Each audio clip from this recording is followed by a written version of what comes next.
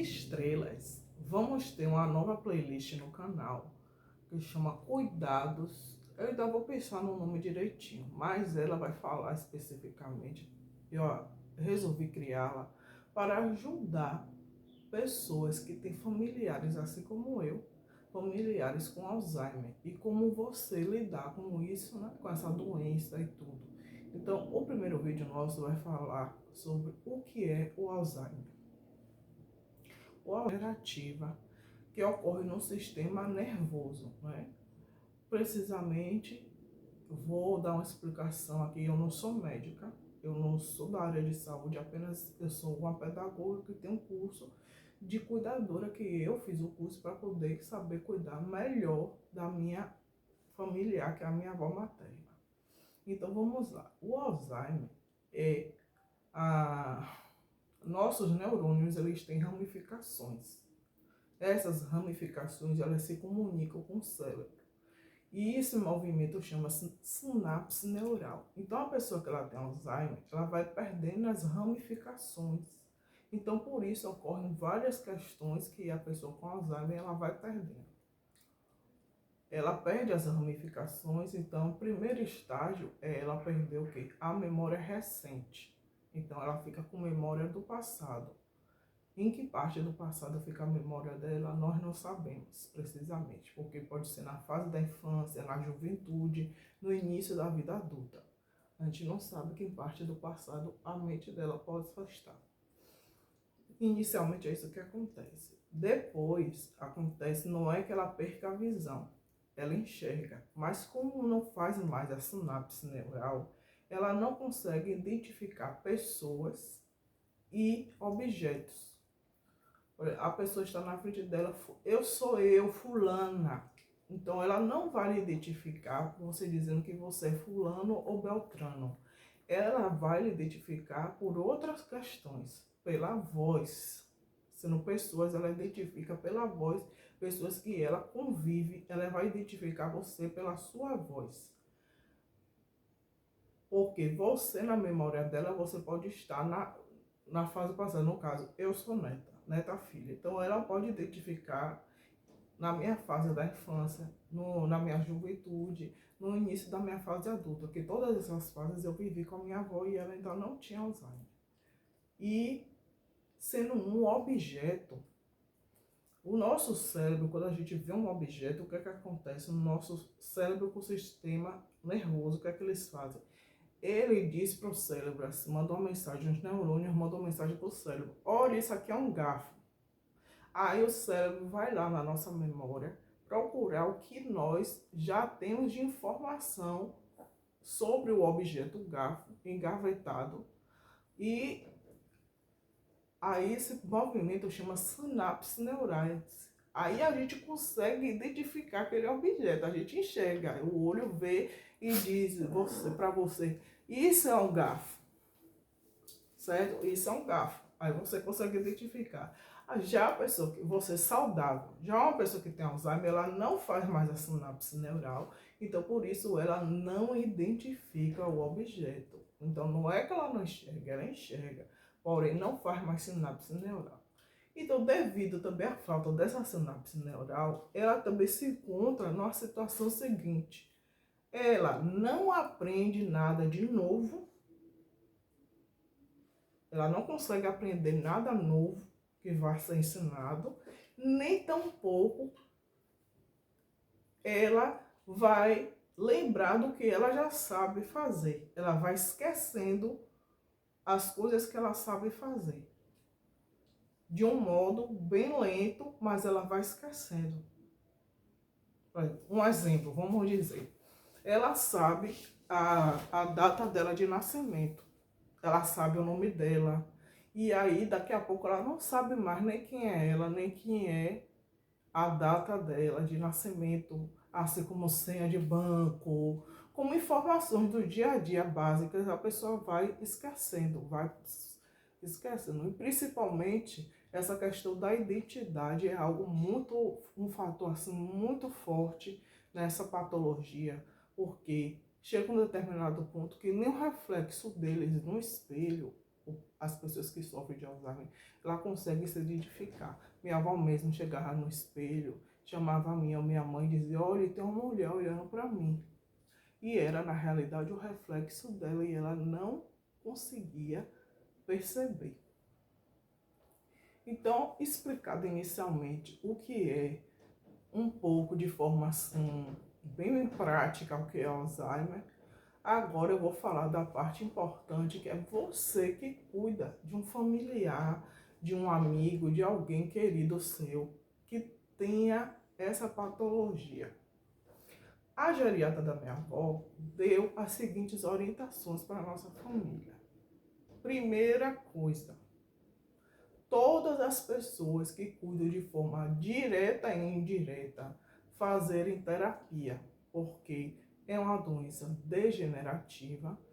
A medicação que o paciente faz uso para, especificamente para a doença, ela não tem cura, ela retarda o avanço da doença, para a doença não avançar tão rapidamente, certo? É isso aí que acontece. Então, vocês que cuidam precisam fazer terapia, porque você vai precisar o quê? Muito de inteligência emocional para poder lidar bem com a situação. Porque você não pode, né, estar na frente da pessoa que está chorando, está abalado emocionalmente. Então, não é fácil, não é uma brincadeira, é algo sério e muito, muito difícil. Muito difícil, é preciso muito exercício, muita terapia, muito autocontrole, né? Um equilíbrio emocional muito grande para que você consiga lidar bem com essa situação.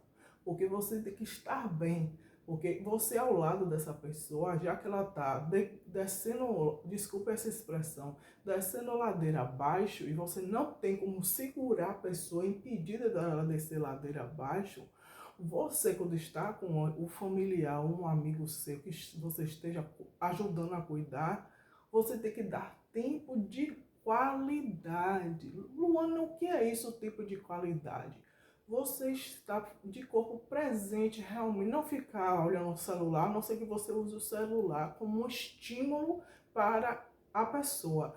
Colocar música, como eu disse no início, que a audição é a última coisa que se desliga de uma pessoa com Alzheimer, de uma pessoa que esteja na UTI, por isso que tem que ter cuidado com o que você fala, para não levar a pessoa a pensar coisas ruins, né? Não ter sensações ruins. Você tem que sempre falar coisas boas, positivas, perto dessa pessoa. Então, por isso é importante o equilíbrio emocional. É extremamente importante que você esteja equilibrado emocionalmente para lidar com essa situação. Uma outra coisa que ajuda muito, muito você, enquanto cuidador, né, familiar, né, porque tem um cuidador que você contrata, vai chegar um estágio em que você vai precisar contratar cuidadores, porque você não vai conseguir mais cuidar sozinho do seu familiar, porque o seu familiar, mesmo que ele seja magro, como é o caso da minha avó, ela é magra. Naturalmente ela é uma pessoa magra, a estrutura dela física é uma estrutura de uma pessoa magra, mas o osso inerte, o corpo inerte pesa, o corpo inerte pesa muito, mesmo a pessoa estando magra.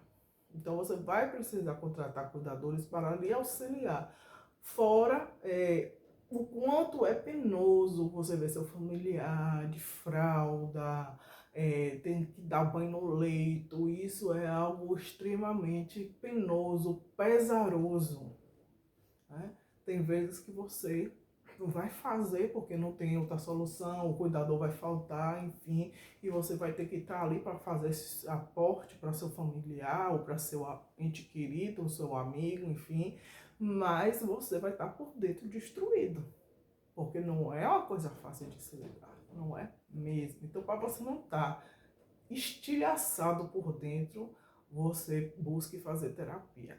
E a outra coisa que ajuda muito, muito, é você buscar na sua cidade associações, entidades que trabalham com pessoas que vão lhe dar um aporte que é como se fosse uma terapia em grupo. Os familiares, os amigos que cuidam de pessoas que têm Alzheimer, elas vão estar ali relatando vamos dizer assim, mazelas da doença, vamos dizer assim. E você vai perceber que você não está só nessa empreitada, nesse desafio. Você não vai se sentir tão só. Na verdade, você vai estar vendo que isso acontece com outras pessoas também. E que as outras pessoas também vão falar as estratégias que elas utilizam para lidar, né? Porque cada um começa a desenvolver suas estratégias, até se auxiliando do terapeuta. O terapeuta é muito importante por isso. Porque além de você chegar lá e se desabafar e você se sentir mais leve desse é um, é um peso, não que você está dizendo que seu familiar é um peso e que você não quer cuidar, não é isso, mas é algo extremamente pesaroso, é doído, é ferido, é uma ferida que não cicatriza, né? Ela está o tempo todo se abrindo. Uma outra coisa importante que você tem que compreender, muito, muito importante, que vai te ajudar enormemente, é um comparativo que você vai fazer do paciente que tem Alzheimer com um bebê, do seu familiar, com um bebê. Só que a diferença é que o bebê ele vai estar em desenvolvimento de aprendizagem e seu familiar vai estar no decrescente, desaprendendo. Porque cada dia, no que eu comparativo eu quero trazer para você, que com o bebê cada dia não é um dia, então com o paciente de Alzheimer também cada dia é um dia. Vai ter um dia, por exemplo, a minha avó, ela no dia que está fazendo o sol, ela está super ativa.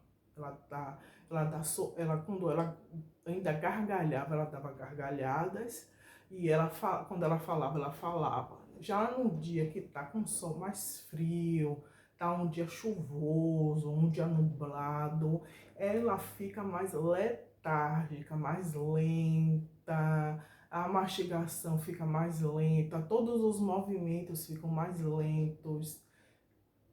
E você tem que ter bastante paciência para lidar com isso, porque tem que dar alimentação quando a pessoa ainda está deglutindo, ainda está mastigando, de acordo com o ritmo da pessoa. Não pode ficar forçando a pessoa a comer. Tem que estar.